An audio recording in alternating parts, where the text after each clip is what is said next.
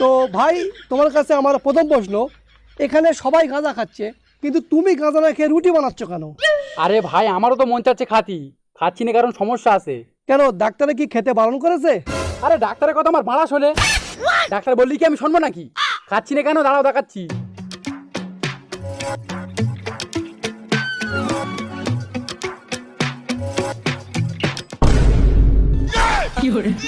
এ ভাই, ধোঁয়া তো এখান থেকে বাড়াচ্ছে।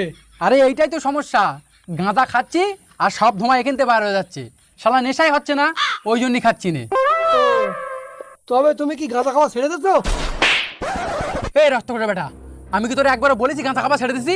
একটা কথা শুনে রাখ, আমরা গাঁজা খোররা দরকার পড়লে নিজের বউ ছেড়ে দেবো, কিন্তু কোনোদিন গাঁজা খাওয়া ছাড়বো না।